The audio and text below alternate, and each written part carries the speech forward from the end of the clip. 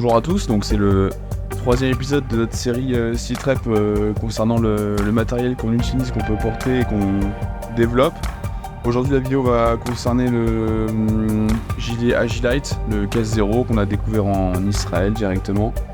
Et un petit peu dans la même lignée que ce que je vous ai fait avec le HPCE, je vais vous décrire un petit peu aujourd'hui comment je l'ai équipé, comment je l'ai prévu pour mon utilisation et mon cadre d'emploi.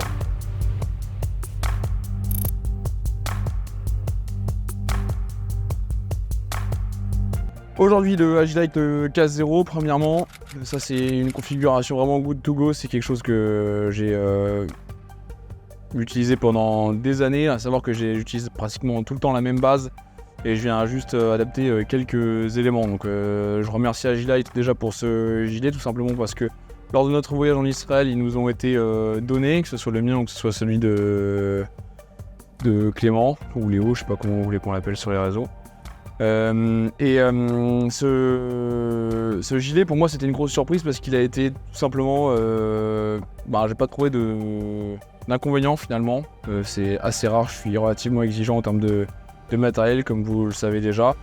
Donc on me l'a donné, je l'ai essayé et je l'ai adopté. Donc bien sûr il n'est pas dans sa configuration d'origine, je vais vous expliquer pourquoi. Tout simplement déjà de base parce que nous ça a été fourni avec les Kemerband Warfighter et non pas ceux d'origine qui sont juste deux lamelles en tissu qui permettraient de mettre n'importe quel autre système. Donc nous, ce gilet par exemple nous a été fourni immédiatement avec les Kemerband Warfighter que je trouve vraiment très bien parce qu'ils ont un bon niveau de rigidité, ça permet de pouvoir venir le charger. Ce qui est la réelle plus-value de ce porte-plaque, c'est que vous pouvez avoir une configuration qui soit très light à une configuration qui soit relativement lourde. Ceux qui ont lu l'article que j'ai fait sur le site internet se sont rendus compte que avec les conflits qui évoluent, on a des plateformes type très très light comme le JPC que j'ai ici par exemple ou le FCPC, sur des conflits comme les conflits de haute intensité qu'on peut observer à l'Est, atteignent malheureusement leurs limites parce qu'ils n'ont pas été forcément conçus pour ça à la base. Là, ce gilet ici, au début, pour un gilet un peu light, il va être considéré comme quelque chose de plutôt moyen et à savoir qu'on peut aller jusqu'à du vraiment lourd. Donc aujourd'hui, moi, c'est que vraiment j'en suis très satisfait. D'accord, il y a un bon niveau d'élasticité qui permet d'avoir une liberté de mouvement assez importante, peu importe les couches qu'on va mettre, sans avoir à régler à chaque fois dès qu'on met une parka ou quoi que ce soit. Là, vous avez l'élasticité pour venir vous adapter en fonction des couches et de la mobilité thoracique lors de vos phases dynamiques. Sur le placard avant, tout simplement, moi je suis venu mettre mon téléphone, c'est toujours là que je vais le placer. Il y en a qui viennent le placer à l'avant sur les bassins molles, sur les portes chargeurs.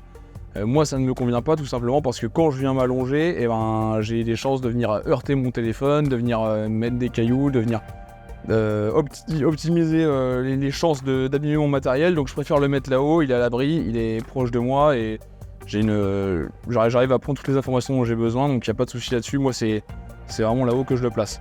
Ensuite là j'ai mis un placard Unobtainium Gear qui est disponible également sur le site parce que je trouve que c'est un très bon compromis en termes de rétention et de capacité. Là j'ai mis donc c'est deux chargeurs Airsoft comme d'habitude pour leur entraînement. Ici j'ai mis un garrot 4 en mesure 2. Là vous avez vraiment une bonne rétention, une bonne élasticité. Vous avez la possibilité de venir mettre des cale-portes ou alors des cellules ou n'importe quel système de marquage de type V-Lite, tout ce qui va bien.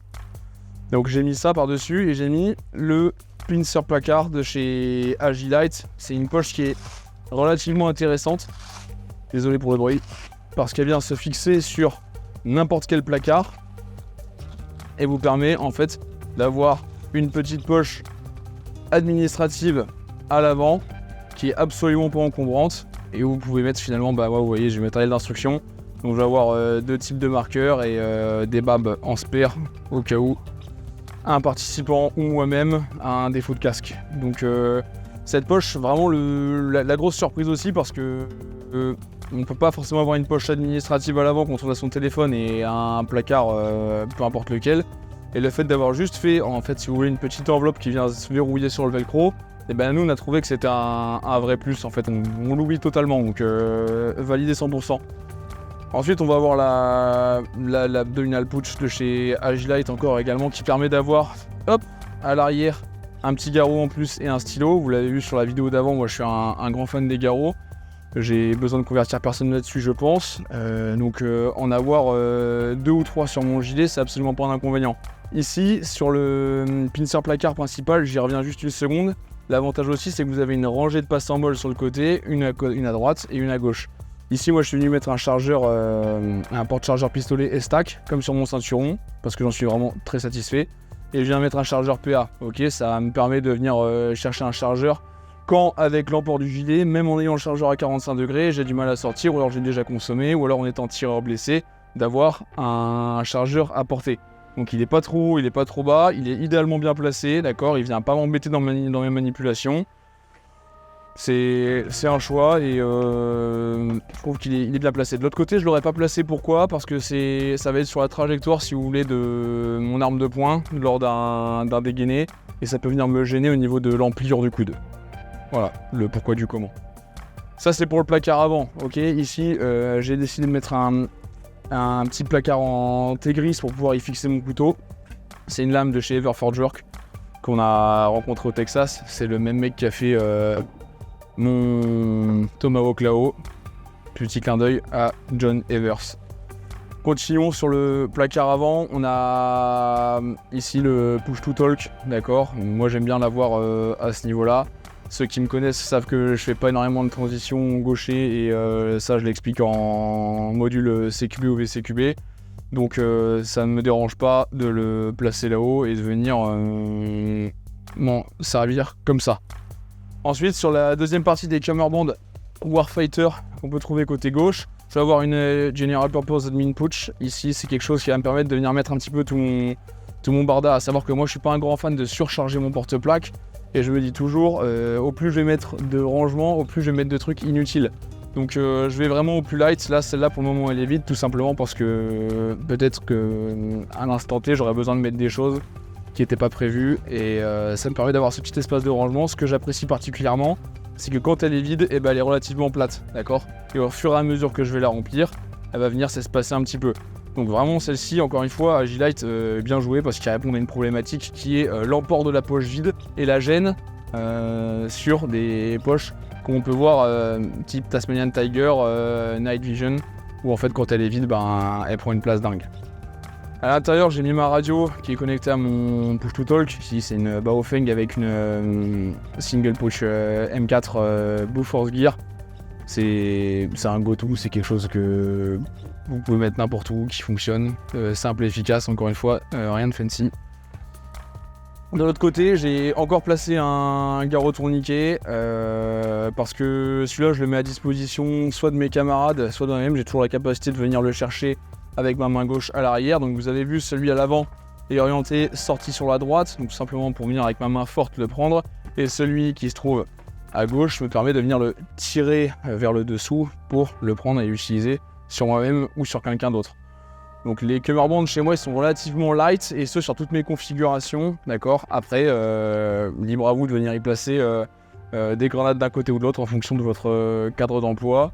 Il n'y a rien de dogmatique, encore une fois. Là, par exemple, moi, la radio, l'antenne, elle sera toujours orientée à l'intérieur contre la plaque, parce que si je retourne ma radio, ici, je peux avoir l'antenne qui vient essayer de trifouiller sous mon épaule, et ça peut venir me gêner. Donc toujours dans un but d'être le plus efficace possible, je viens la lever ici, et comme ça, quand le gilet est sur moi, l'antenne ne me dérange pas. On continue, on fait le tour du gilet. Hop, ici on va se retrouver avec le micro-map de chez Agilite. Je l'ai mis immédiatement, d'accord, parce que grande capacité d'emport de matériel. À l'intérieur, vous avez un camelback inclus. Donc celui-ci, c'est un Hydra Pack qui a été fait en collaboration avec Agilite. À savoir que je les ai pas là, mais moi je suis un grand fan des poches compressibles Hydra Pack, parce que j'en avais acheté de toutes les marques. J'avais acheté, je me souviens plus, Salomon, Decathlon, et en fait dès que je mettais un genou au sol, la poche elle venait se compresser dans mon krail, et en fait ça venait vider tout simplement la poche à eau. Et c'était désagréable, et en plus j'avais plus de flotte. Donc les Hydra Pack, c'est les seuls qui m'ont pas laissé tomber. Donc ceux qui veulent, vous pouvez les acheter. Il y a des 250 et des 500 ml, je crois. Moi j'avais 250 dans chaque poche. Et en fait ça me permet de gérer ma consommation d'eau Alors que si vous avez juste le camelback, bah, vous buvez, vous tirez, vous voyez pas exactement ce que vous consommez. Et à la fin, bah, vous êtes banane. Donc là, le micromap, donc il est vendu d'origine dans cette configuration-là, d'accord. Moi, ce que j'ai fait, c'est que je l'ai retiré, hop, et je m'en suis servi un petit peu comme un back panel. Donc je suis venu mettre deux general purpose, là c'est des cry, celle-ci, que je suis venu fixer tout simplement à l'arrière en molle, et en fait avec des petits élastiques à l'intérieur. Ça me permet, quand elles sont vides, de vraiment pas prendre de place, et quand elles sont pleines, bon, elles sont dans mon dos, ça se passe vraiment très bien. À savoir que vous avez ici la capacité de venir coincer des outils, donc vous pouvez mettre le coupe-boulon à l'intérieur aussi.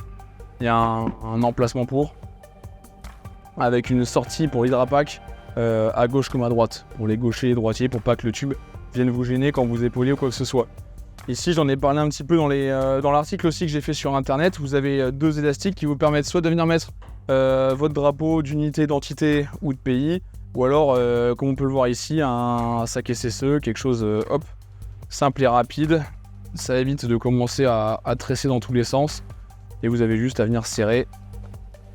C'est parti. Donc là, malgré tout, c'est des petites choses comme ça qui font la différence. Ok, je trouve que comme tout le reste chez Agilite, c'est bien pensé, c'est facile, c'est simple d'utilisation, vous le prenez et vous avez juste à y aller. Ici, je dirais que le seul gros inconvénient de ce gilet, et encore, je dirais que c'est un inconvénient moyen, c'est que les shoulder pads, d'accord, sont assemblés avec le gilet, donc ne sont pas modulables. Vous ne pouvez pas les enlever, donc ils paraissent un petit peu impressionnants. Ils sont un petit peu volumineux. Dès qu'on commence à porter un sac ou quoi que ce soit, si le sac est trop chargé, ça peut être compliqué. Ici, dans une configuration trooper où en fait je vais juste avoir mon gilet, c'est hyper pertinent et c'est hyper confortable. Voilà. Après, à voir en fonction de votre utilisation, c'est vraiment le seul bémol de ce gilet pour moi dans cette configuration. Merci à tous d'avoir regardé cette vidéo, de soutenir au quotidien comme vous le faites. Si vous avez des questions, posez-les en commentaire, ou alors faites-nous savoir si vous avez aimé ce type de format, et au plaisir une prochaine fois.